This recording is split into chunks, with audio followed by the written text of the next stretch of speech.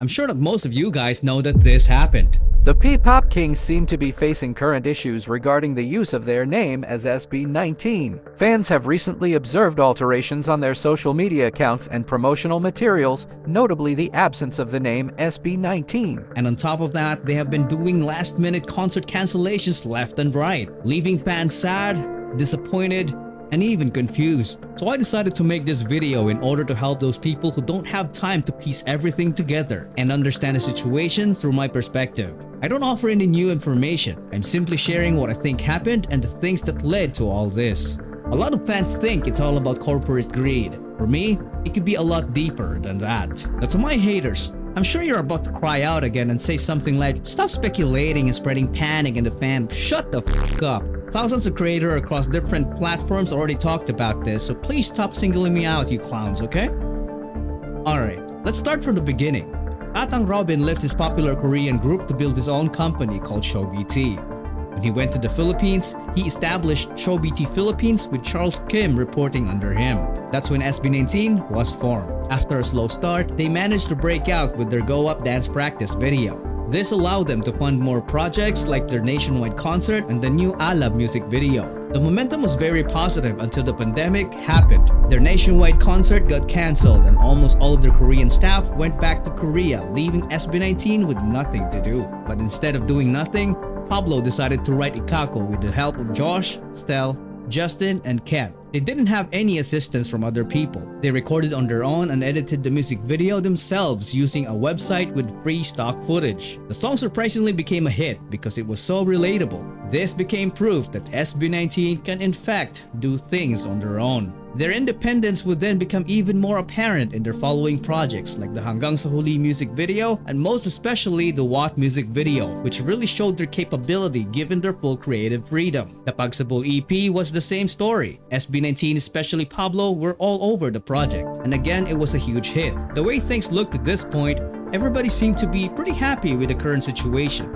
SB19 keeps making music while ShowBT Philippines organizes everything for them while reaping the benefits of investing in them at the beginning. But things would start to take a turn for the weird when SB19 performed Wyatt in their Our Zone concert back in November 2021. Why do I call it weird? Well, it's because we won't hear this song again until after almost a year. The song was officially released on September 2, 2022. So why would a song this good take so long to get released? Fans started speculating and some started blaming the company.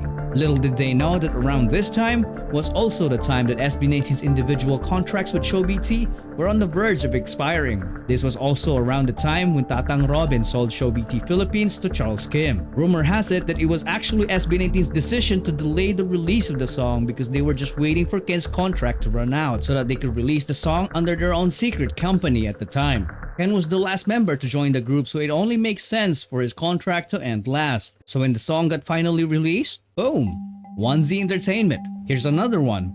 And another one. When their ShowBT contracts expired, SB19 went on to make music on their own with 1Z Entertainment. They were finally free, or so they thought. Recently, SB19 stopped using their group name without giving any explanation. They still did most of their shows, but it was very obvious that the name SB19 was pretty absent. This has been Pablo, Josh, Sel, Ken, Justin.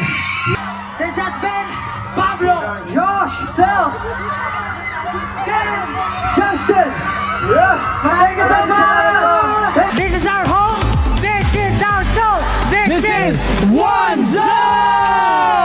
Without any official statement, fans started investigating and arrived at the unanimous take that SB19 might have been served a cease and desist order by their previous company ShowBT for still using the SB19 name after leaving the company. Fans went furious and started calling ShowBT and the people behind it greedy without knowing the entire story. So I want to approach this as neutral as possible. If it was really about greed, then SB19 leaving can also be called greedy because they will no longer share a cut to the company that invested in them. If you put yourself in Charles Kim's situation, you pretty much just spent millions to buy a company only to be left by its biggest group with nothing in return. If you think about it, that is not a very good feeling at all. I think that's one of the most possible motives that led to all this. But why would SB19 want to leave in the first place? If you ask me, I don't really know. But a lot of fans seem to suggest that there's some form of artist maltreatment happening behind the scenes, both physically and verbally. In this particular event back in 2019, Josh was just saying hello to the fans when he suddenly got shoved into the abyss. Let's see it again.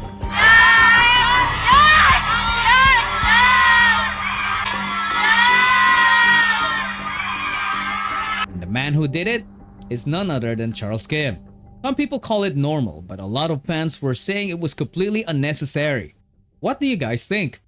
Well, you decide. Now this one is quite interesting because I was personally there when it all happened. Back in November 2021, we went to the SB19 pop-up store to buy some merch when Josh and Justin decided to visit. Obviously, all of us got hyped and both boys were just enjoying the moment when this man suddenly did this. No!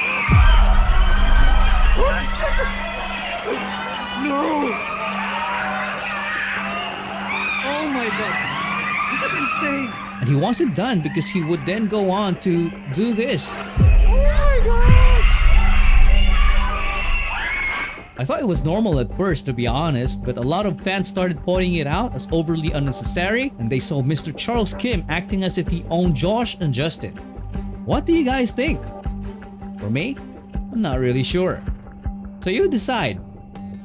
Later that day, I got the opportunity to have a friendly chat with Mr. Charles Kim along with other fans and volunteers. The topic was about having a love life. One volunteer shared she doesn't have one because her standards are so high because of SB19. And the reaction we got from Mr. Charles Kim? Well, it was something we'd never expected. Yeah, I've got high standards because of SB19. High standards. Frankly, PGYO mas handsome ah. What? No sir, SB19, much better. My heart is for SB19 only. I'll tell you, when you have a boyfriend, you're in love. He looks handsome, he looks everything. Why would he flex the rival group instead of his own? And the way he said everything looks handsome when you're in love just didn't sound right at all. I mean, what the hell was he trying to say? What do you make of this, guys? You'll let me know down in the comment section.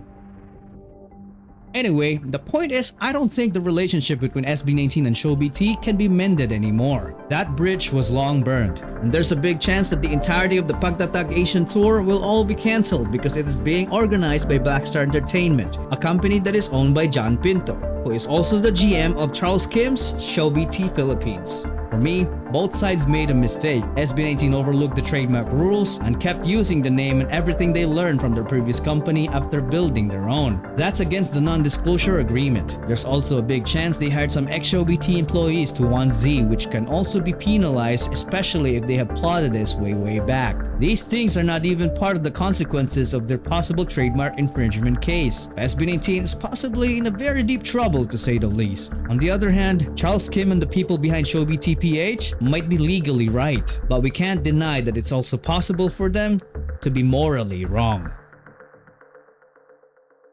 Honestly guys, I just want this BS to end and just enjoy music, you know?